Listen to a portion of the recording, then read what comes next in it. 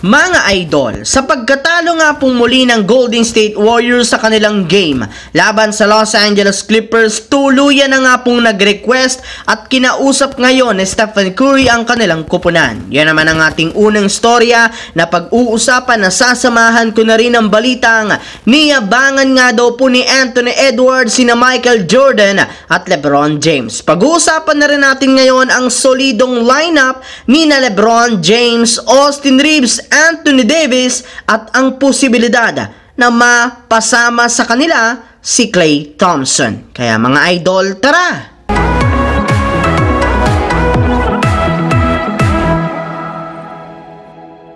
Kahit man nga po mga idol, desperadong sinubukan ng Warriors na makahabol at manalo sa kanilang game kontra sa Los Angeles Clippers, bigo pa rin sila dito sa score na 121-113. Dahil nga po sa kanilang pagkatalo, bumagsak na nga 10 wins, 14 losses ang kanilang record bilang ika-11th seed. At ang masakit pa nga po dyan, umabot na nga sa 3 game ang kanilang kasalukuyang losing streak matapos silang hindi man lang manalo sa kanilang road trip. Bukod dyan, 4 na beses lamang nga silang nanalo sa kanilang nakalipas na 16 na laro. At dahil dyan, marami nga po sa kanilang mga fans ang galit at napipiko na sa kanilang ipinapakitang performance. Maging ang kanilang superstar na si Stephen Curry na pilitan ng mag-request na kailangan talagang gumawa ng adjustment ang kanilang team, lalo si Coach Steve Kerr sa kanilang rotation at sa kanilang ginagawang play sa loob ng court. Gayong kapag nagpatuloy pa nga ang kanilang pagkatalo,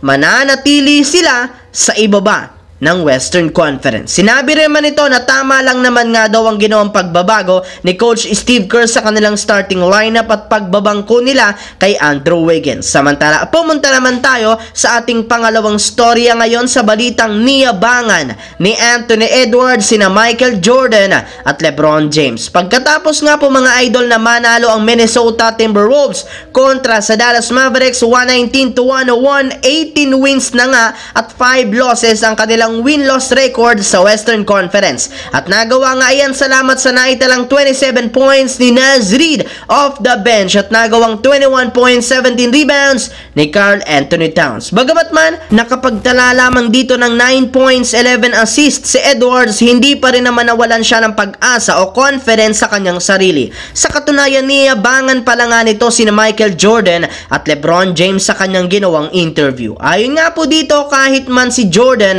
ang kanyang itinuturing na greatest of all time, wala pa rin itong panama sa kanya. Yes mga idol, hindi nga daw siya kayang bantayan ng prime Michael Jordan ngayon. Bukod nga po kay Jordan, matapang rin naman nga nitong sinabi na gustong gusto nga talaga niyang talunin na sa one-on-one si LeBron James sa mga laro ng Lakers at Timberwolves. Gayong naniniwala nga ito na siya ang kasalukuyang best player sa NBA. Ang kaso lamang, hindi rin naman nga ito nangyari since parati siyang dinodouble team ng Lakers sa kanilang mga laban, kaya hindi pa nga niya natatalo ang isang LeBron James. Habang dito naman tayo dumiretso sa ating huling storya sa solidong lineup ni na LeBron James, Austin Reeves, Anthony Davis at ang posibilidad na mapabilang sa kanila si Klay Thompson. Naibalita ko nga sa inyo na kahit man gustuhin ng Lakers na makuha si Klay Thompson sa isang trade, mahihirapan pa rin sila na maisa katuparan ito since kailangan nga nila ditong magsakripisyo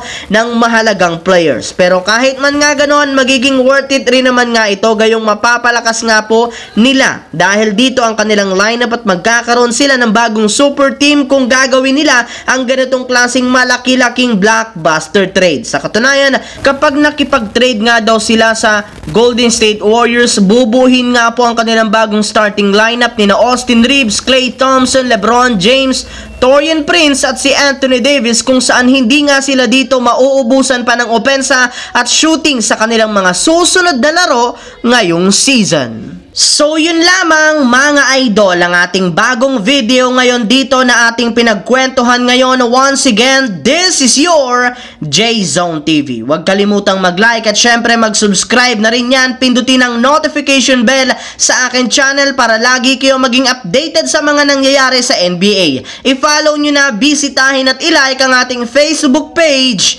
J-Zone TV. Maraming salamat mga idol. Hopefully, nag-enjoy kayo ngayon.